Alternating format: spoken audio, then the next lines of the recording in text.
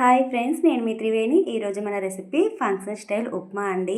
చిన్న చిన్న టిప్స్తో ఇలా గనక చేశారంటే ఉప్మా అనేది మనకి ఫంక్షన్ స్టైల్లో పర్ఫెక్ట్గా వచ్చేస్తుంది. చాలా టేస్టీగా అయితే ఉంటుందండి. ఇలా ఒకసారి ట్రై చేయండి. వీడియోలోకి వెళ్ళిపోదాం పదండి.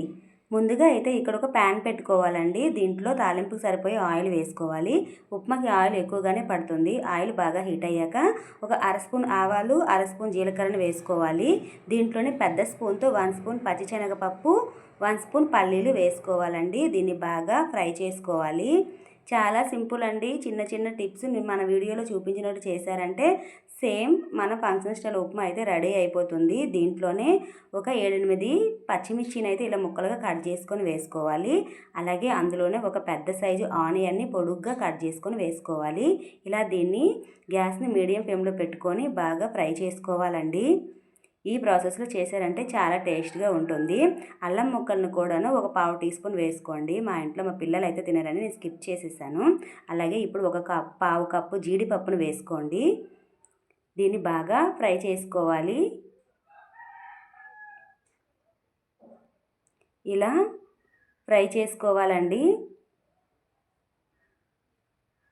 చాలా టేస్టీగా ఉంటుందండి. ఇలా ఒకసారి ట్రై చేయండి.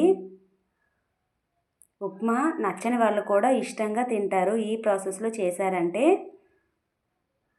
బాగా ఫ్రై అయిపోవాలండి. ఇప్పుడు దీంట్లో కొద్దిగా కరివేపాకును అయితే వేసుకుంటున్నాను. కరివేపాకును వేసుకొని బాగా కలుపుకోవాలి. బాగా ఫ్రై అవ్వాలండి. ఇప్పుడు ఇందులో ఒక మీడియం సైజు టమాటీని ఇలా చిన్న ముక్కలుగా కట్ చేసుకొని వేసుకోవాలండి.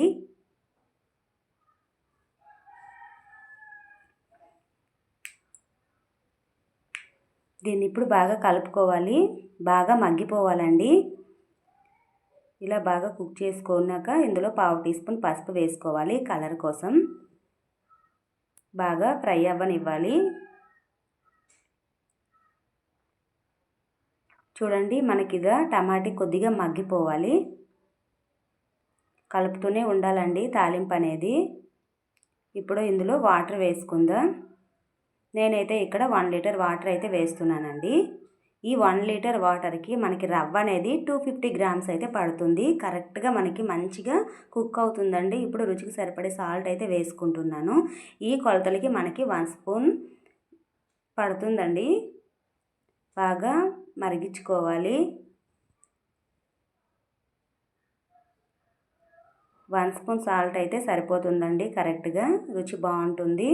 ఇప్పుడు ఇలా ఒక పొంగి మరిగినాక 1 స్పూన్ నెయ్యిని అయితే వేసుకోవాలి. ఇలా నెయ్యి వేయడం వల్ల మనకి మంచి టేస్ట్ అనేది వస్తుందండి. చాలా రుచిగా ఉంటుంది. ఇది ఇలా బాగా మరిగాక ఇక్కడ మనం రవ్వనైతే వేసుకుందాం. 250 గ్రామ్స్ రవ్వనైతే తీసుకుంటున్నానండి. ఈ కొలతల ప్రకారం చేశారంటే మనకి ఉప్మా అనేది పర్ఫెక్ట్గా వచ్చేస్తుంది. 250 గ్రామ్స్ రవ్వకి 1 లీటర్ వాటర్ అయితే కరెక్ట్ కొలతండి. ఇలా వేసుకుంటూ కలుపుతూనే ఉండాలండి. మీడియం ఫ్లేమ్లోనే గ్యాస్ పెట్టుకోండి. లేదంటే హై ఫ్లేమ్లో పెట్టారంటే ఉండలు వచ్చేస్తాయి మనకి రవ్వ అనేది. ఇలా కలుపుతూనే ఉండాలండి ఆగకుండా.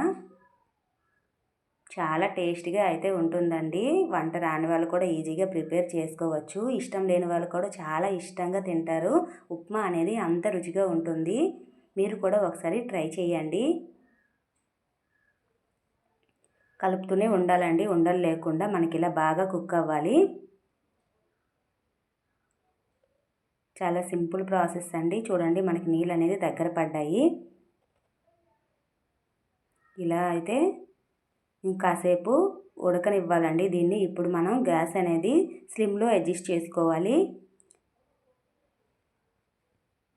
ఇప్పుడు దీన్ని కాసేపు మూత పెట్టి కుక్ అవ్వనివ్వాలండి. ఒక 15 to 20 సెకండ్స్ మూత పెట్టి మగ్గనివ్వాలి.